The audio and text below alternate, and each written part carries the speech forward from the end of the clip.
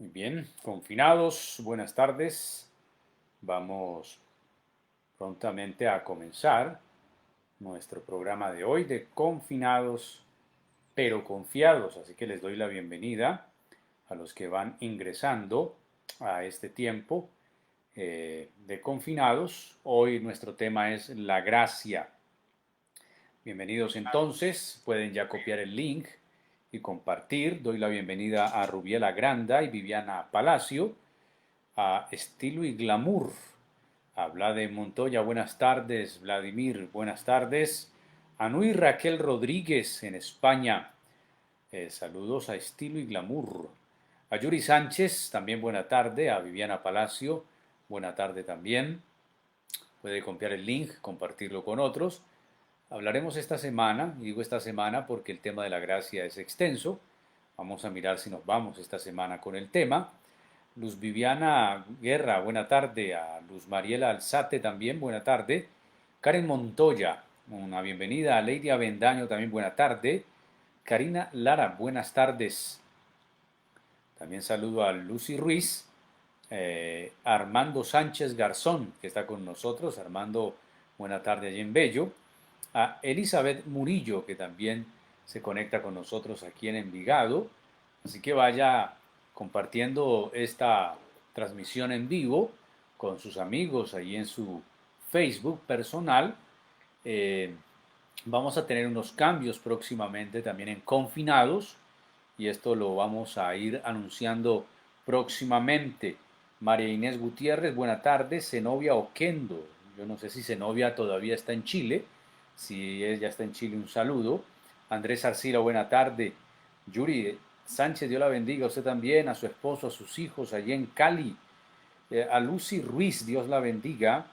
A Andrés Arcila, también bendiciones. Saludos, Andrés, para usted y para su esposa Marcela. Luz Marina Álvarez, buena tarde. Vamos a ir comenzando. Hoy hablaremos de la gracia. Sabe que la gracia es un tema muy poco tratado, sobre todo en las iglesias de corte pentecostal. La gracia no se ve como algo tan importante, pero sí que lo es. Saludos Armando, bendiciones. Así es, confinados pero confiados. Y aunque el confinamiento se ha ido levantando progresivamente, es un confinamiento mental que todavía tenemos y porque el virus sigue activo. Gloria Rendón, buena tarde. A Luz Marina Arbeláez, bendiciones. A Juan Carlos Betancourt. A Andrea Restrepo también les saludamos en esta tarde. A Gloria Rendón, buenas tardes, el Señor la bendiga. A usted también, Gloria. Recuerde que ahorita tenemos una fanpage. Como les dije en estos días, estamos tratando de migrar a todos mis amigos del perfil personal a la fanpage. Porque en el perfil personal ya tengo 5.000 amigos, Facebook no deja tener más de 5.000, entonces hubo que crear una fanpage y estamos tratando de hacer la migración. A Carolina Rendón Rojano, buena tarde. Andrea Restrepo también, Horacio Espinosa, Algo Muñoz, a Natalie Restrepo. Vamos a hablar de la gracia. Bueno, la gracia es un tema bastante interesante, está desde el Antiguo hasta el Nuevo Testamento. Cuando un tema aparece desde el Antiguo hasta el Nuevo Testamento, estamos hablando de una doctrina. Porque para que algo sea una doctrina fundamental, tiene que estar revelado y sustentado en toda la Escritura. Ahí encontramos entonces la gracia. Por ejemplo, alguien preguntará, ¿y dónde está la gracia en el Antiguo Testamento? Bueno, desde Génesis la vemos, el ser creados, el que Dios nos haya creado sin nosotros pedirlo, ya es un asunto de la gracia. El habernos hecho a su imagen y semejanza sin nosotros merecerlo, aunque es un acto soberano de Dios, obviamente. Pero lo vemos, por ejemplo, cuando el hombre peca y el hombre se esconde y se hace Adán y Eva unos vestidos con hojas de higuera.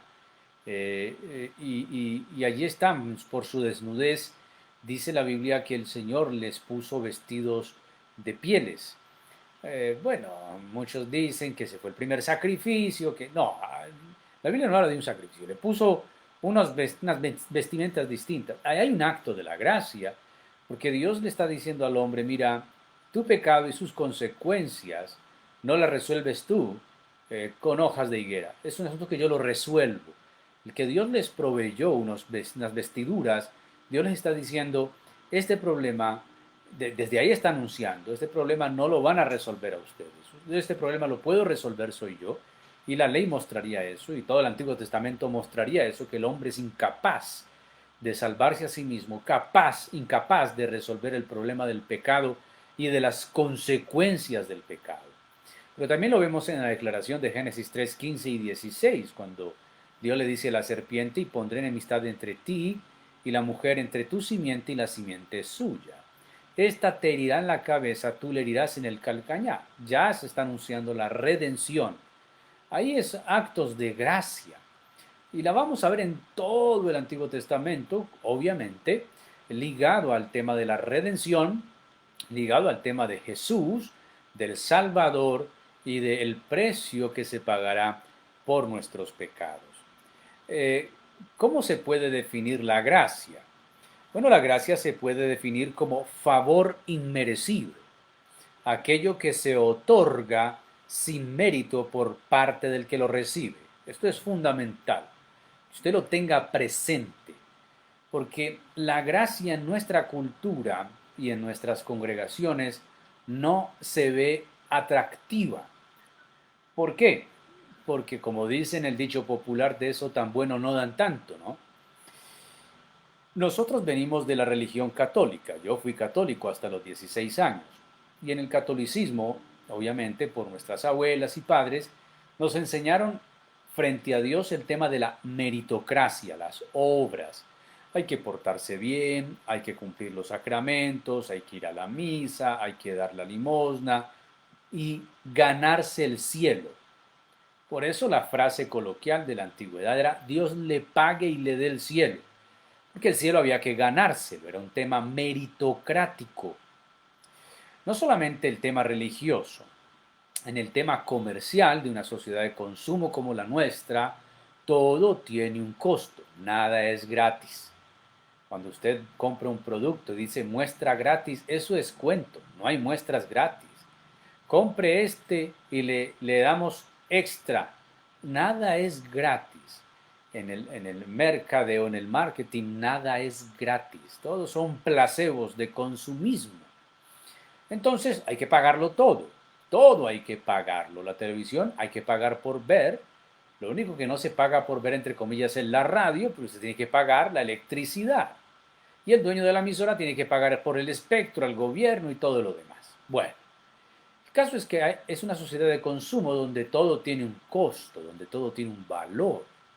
Entonces tenemos el aspecto religioso, la meritocracia frente a Dios, tenemos el aspecto de la sociedad, del consumo, todo tiene un valor, pero también tenemos el aspecto personal, el aspecto propio de nosotros, de creer que podemos tener algo de bondad en nosotros, algo de favor en nosotros, mejor dicho, que podemos tener algo que a Dios le agrade de nosotros, así sea un grado de bondad, algo de ser muy buenos o un poco buenos.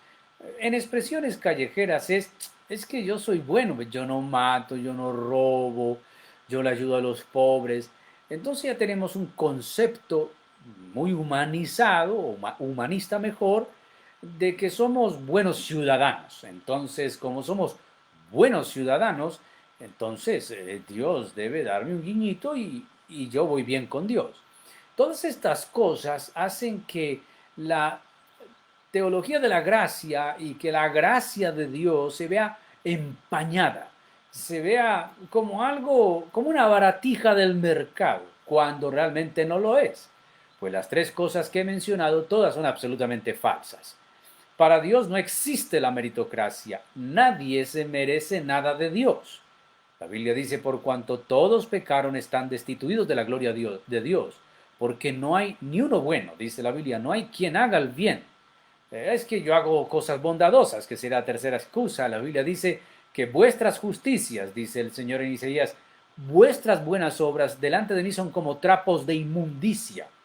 Y no me haga mencionar o explicar qué son trapos de inmundicia. Eso lo puede buscar usted en el Antiguo Testamento, búsquelo en un diccionario. Pero la segunda de que todo tiene un precio, un valor, que nada es gratis, también es falso en cuanto al favor de Dios.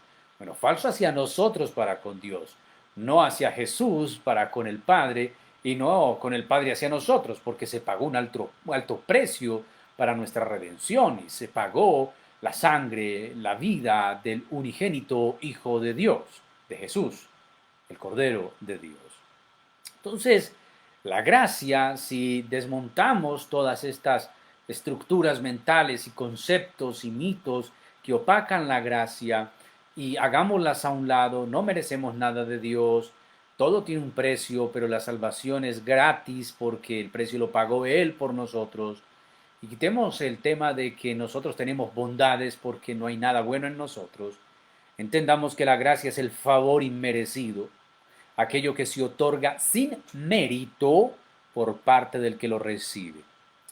Entonces, ¿cómo entender la gracia de Dios en el mismo? Bueno, la gracia de Dios es su libre acción para beneficio de toda la creación en general. Entonces ya vamos a hablar que la gracia de Dios se manifiesta en dos áreas o de dos maneras, es revelada. Para toda la humanidad, para beneficio a todos los hombres, si son buenos, si son malos, si son negros, si son blancos, si son creyentes, si son ateos, no importa, se llama la gracia común o providencial. La gracia común la podemos ver en el Salmo que dice que Dios hace llover sobre los buenos y los malos y hace salir el sol sobre justos e injustos. Esa es la gracia común o la gracia providencial. Eso es para toda la humanidad. Y esa gracia de Dios se manifiesta así.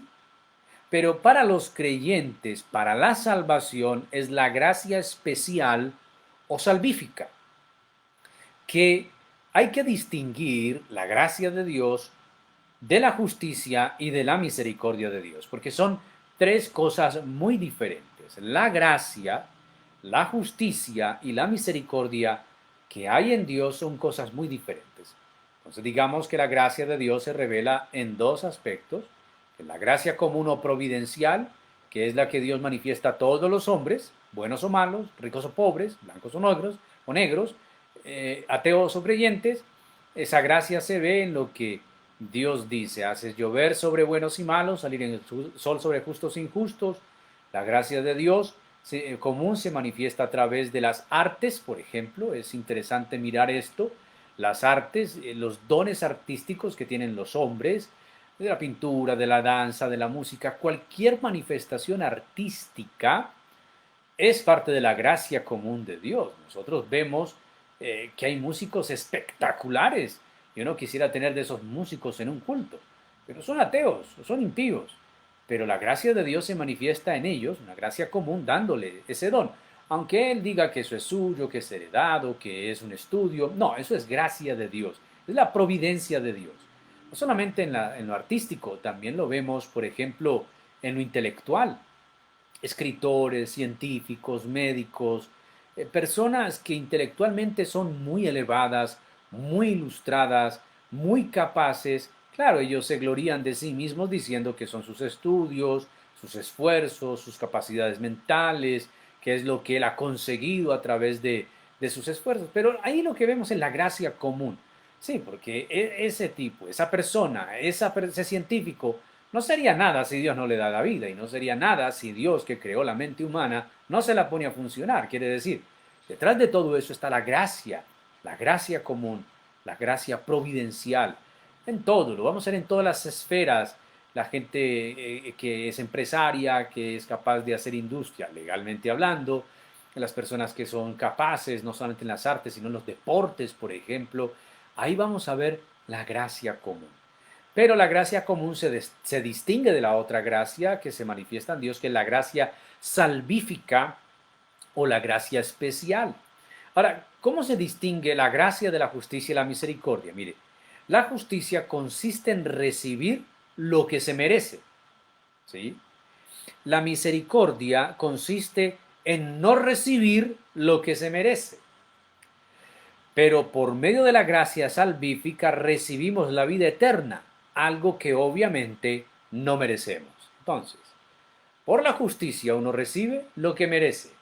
Por la misericordia uno no recibe lo que merece.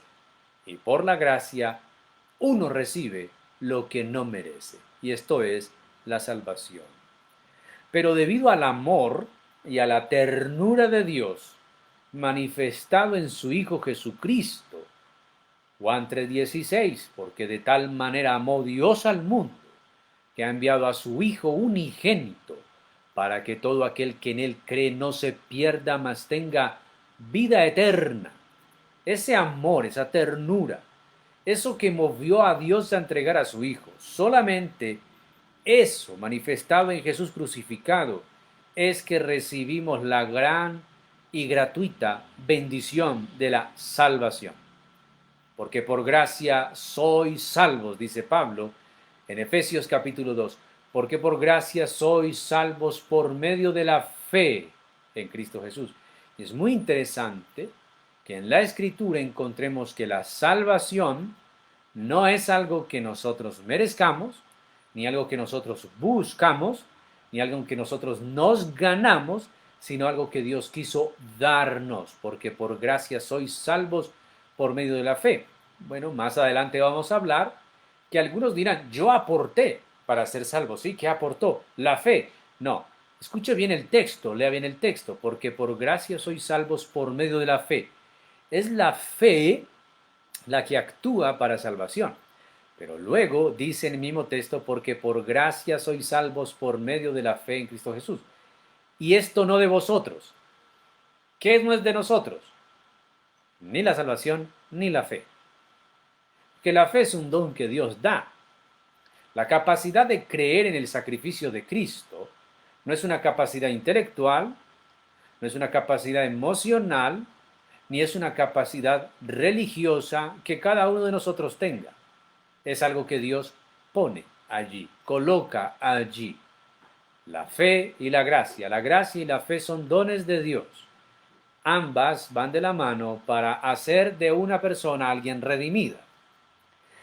Entonces, la gracia es el gran regalo aportado por Cristo e inmerecidamente apropiado o dado a nosotros. La gracia salvífica no requiere de hecho y descarta todo mérito humano. No hay manera, no hay forma, no hay capacidad, ni moral, ni mental, ni religiosa, ni espiritual, ni intelectual, ni económica, de ninguna clase, que haga que nosotros merezcamos ser salvos. Es solo el regalo de Dios. La gracia salvífica no requiere y descarta todo mérito humano, es debida a Dios y dada por Él, debido a quien es Él y no a quienes somos nosotros. La gracia no se trata de quién es usted, de quién soy yo, de quién es aquel, de qué. No, la gracia se trata de quién es Dios. Porque la gracia salvífica y ciertamente la gracia común se rigen por la soberanía de Dios, otro asunto de su naturaleza. Así que es el medio de nuestra salvación, como dice Efesios 2, 8 y 9, el texto que ahorita mencioné, y que ya no estamos bajo la ley, sino bajo la gracia, dice Romanos 6, 14. Y hay una gran cantidad de textos que nos van a ayudar a mirar este tema a profundidad, de una forma importante, interesante, única en la Escritura. Cualquiera que esté escuchando o viendo esta reflexión bíblica de confinados pero confiados, podría pensar en si es salvo. Podríamos tener tres respuestas. La primera, sí, yo soy salvo, diría alguien. La segunda, trato de ser salvo, estoy intentándolo. Y la tercera, no soy salvo. Empecemos desde la tercera y última. No soy salvo, responderá alguno, porque no comprendo qué es la salvación. No sé qué significa eso, y tampoco, algunos dirán, me ha llamado la atención. Bueno, significa que para la Biblia, para Dios y según está en la Escritura, todos los hombres hemos pecado. Y por cuanto todos hemos pecado, estamos destituidos de la gloria de Dios. El hombre, en Adán, peca y muere. En este caso es una separación que la criatura tiene de su creador. Esta separación, este bache que hay entre la criatura y el creador, la única forma de establecer un puente o de unir a la criatura con el creador es a través de un sacrificio. Entonces la ley de Moisés mandaba o ordenaba los sacrificios como todo un acto cultico y sacrificial y demostrar, bueno, la ley lo que creía era mostrar la pecaminosidad del hombre y la incapacidad de éste para dejar de pecar. ¿Por qué tenían que haber sacrificios? Porque así lo estableció Dios. Sin derramamiento de sangre no hay remisión de pecados. Una víctima inocente, un cordero, un animal X o Y, que no había cometido ningún error, daba su vida, era sacrificada por el pecador. Todo ese asunto sacrificial mostró la incapacidad del hombre para dejar de pecar. De hecho, los hombres ya sabían que iban a pecar, entonces ya tenían las víctimas guardadas, quiere decir, los animales, porque ya sabían que iban a pecar. Entonces Dios, a través de la ley, fue mostrándole al hombre la incapacidad que éste tenía para dejar de pecar, pero también fue mostrando la necesidad de un redentor más grande que cualquier sacrificio animal. Por eso es enviado Jesús como Cordero de Dios, como es un símil, como Cordero de Dios que quitaría el pecado del mundo. Y Él entregó su vida en la cruz y esa sangre, ese sacrificio, es el precio que se pagó por el pecado de los hombres. Entonces, si alguien no es salvo, no ha entendido que Cristo murió para que ese bache, ese vacío de comunión que había entre la criatura y el Creador, entonces se cerrara y a través de Jesucristo puede haber comunión. Solamente aceptando a Jesús y a su sacrificio, siendo lavado por su sangre, creyendo en su palabra, que es el Evangelio, viviendo por Él y para Él, se puede ser salvo y se puede experimentar la salvación. Y si yo no soy salvo, dice alguno, y si yo no quiero recibir eso, bueno, al hombre pecador le queda otra opción. Al no ser salvo está condenado para siempre. Alguien dirá, yo no creo en la condenación. Bueno, ese es tu parecer. Pero si crees en Jesús como personaje histórico o religioso, ese Jesús en que tú crees vino a hablar de la condenación. Porque mucha gente dice, yo no creo en eso, nadie ha venido de la eternidad para hablar que eso existe. Jesús vino de la eternidad para hablar de la eternidad y sus palabras nos dan certeza de que eso existe. Entonces Jesús dice que el que no cree en Él, eso está en San Juan 3:19, está la condenación, que la luz vino al mundo, pero los hombres amaron más las tinieblas que la luz porque sus obras eran malas. Entonces el que se rehúsa a creer en el Hijo no tiene la vida, sino que la ira de Dios está sobre él. A la segunda respuesta a la pregunta, ¿soy salvo? Alguien que respondió, hago lo que puedo, eso intento. Estas personas todavía tienen una mentalidad meritocrática del catolicismo y aún van a las iglesias y piensan que lo que hacen o dejan de hacer les da puntos o les quita puntos para la redención. Creer eso así es un error abismal, fatal, porque significa que el sacrificio de Cristo, que es poderosísimo y único, necesita la ayuda nuestra. Quiere decir, estamos diciendo indirectamente al Señor, Señor, tú moriste por mí en la cruz, sí, pero no es suficiente con lo que tú hiciste, yo tengo que ayudarte. Muchos por ahí tienen textos bíblicos que son apócrifos, espúreos, que son no inspirados.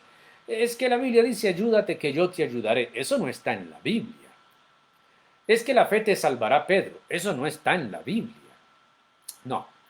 Lo que dice la Escritura es que mi fe debe estar puesta solamente en Jesucristo, autor y consumador de la fe. Hebreos 12:2.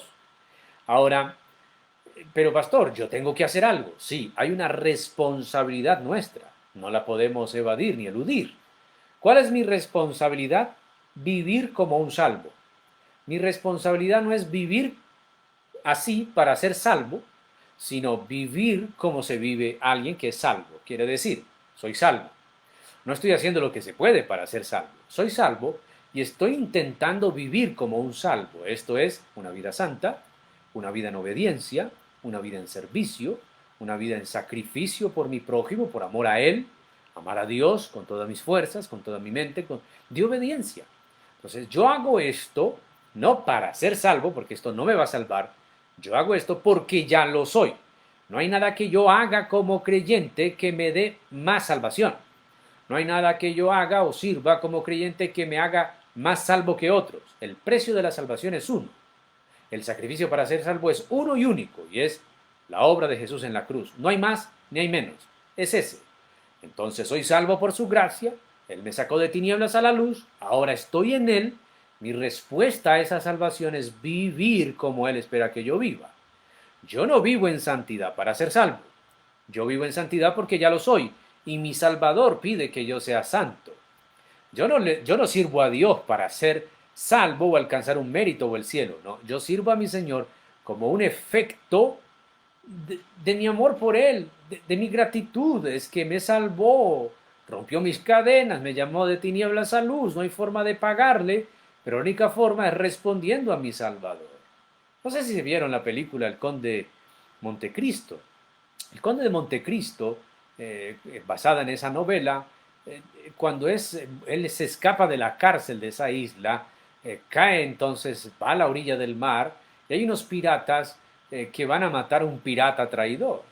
Entonces cuando el conde Montecristo está allí, él dice que se va a unir a los piratas y el pirata mayor le dice, bueno, si quieres entonces estar con nosotros y vamos a matar a este traidor, mátalo tú, pelea a cuchillo con él y si tú lo matas, eres de nosotros. Si tú pierdes, pues pierdes la vida. Y es muy interesante porque él aprendió a pelear con navaja y en la isla en que estuvo encarcelado y es capaz de vencer a ese pirata, pero no lo mata y le perdona la vida. Y este pirata ahora dice, ahora seré tu esclavo para siempre. Ahora seré tu siervo para siempre. Me perdonaste la vida. Es muy interesante esto, porque obviamente es una referencia, solamente una novela que es hecha película. Es muy interesante porque es lo que hizo Jesús. Merecíamos la muerte por parte de Él, la ira de Dios está sobre el pecador. Él nos perdona la vida a través de Cristo, su sacrificio. Entonces, ¿cuál es nuestra respuesta? Te serviré por siempre. Merecía la muerte, me has dado vida. Yo soy tu siervo, no por miedo, no por intimidación, no lo hago por terror, lo hago por mi respuesta de amor. Él me perdonó. Ahora, esto es lo diferente, y está la gran diferencia entre yo ver la gracia como eh, una causa o un efecto. Muchos creyentes ven la gracia como un efecto. ¿Efecto a qué? A la causa. Quiere decir, si yo sirvo a Dios, Dios me dará más gracia. No. Si yo soy santo, me dará más gracia. No. Ya te dio gracia, te salvó. Ahora responde como respondería un hijo de Dios, a su Padre. Y bueno, el que respondió, sí soy salvo, espero que esa respuesta sea de convicción, que sepa que es salvo porque el Señor lo salvó, que no esté diciendo yo soy salvo porque voy a todos los cultos, yo diezmo, como el fariseo que oraba, no, que tenga la convicción de que es salvo por la gracia del Señor. Es muy difícil a veces tratar el tema o entenderlo de parte de algunos creyentes que dicen, bueno, si la salvación es así, y yo no tengo que hacer nada, entonces comamos y bebamos que mañana moriremos. No, no, no, no. Pablo lo dice en Romanos, que pues entonces pecaremos para que la gracia abunde en ninguna manera. Nosotros, si hemos comprendido la salvación y la gracia de Dios, no abusamos de esto, más bien tenemos el temor de Dios de responder al dador de la vida y al dador de la gracia de una forma totalmente diferente a esa mentalidad libertina. Así damos introducción al tema de la gracia. Mañana hablaremos un poco más de esto, de la gracia común, de pronto un poco, pero más vamos a hablar de la gracia salvífica y de la gracia que se ha llamado la gracia irresistible. ¿Cómo es que nosotros somos salvos sin merecerlo? ¿Cómo es que el Señor nos ama sin merecerlo? ¿Y cómo es que podemos entrar a la presencia del Señor sin haber mérito en nosotros? ¿Cómo es que somos llamados hijos de Dios por la sangre de Cristo? ¿Y cómo es que nuestro nombre está inscrito en el libro de la vida? Quizá este tema nos vaya a introducir a otro, inclusive fascinante, y es el tema de la salvación, si ésta se pierde o no se pierde, ese dilema tan grande que algunos manejan. Por ahora, oremos y demos gracias a Dios por esa gracia. Recuerde esas tres cosas, la justicia, la misericordia y la gracia. La justicia es darle a cada uno o recibir lo que se merece. La misericordia es no recibir lo que merecemos y la gracia es recibir lo inmerecido.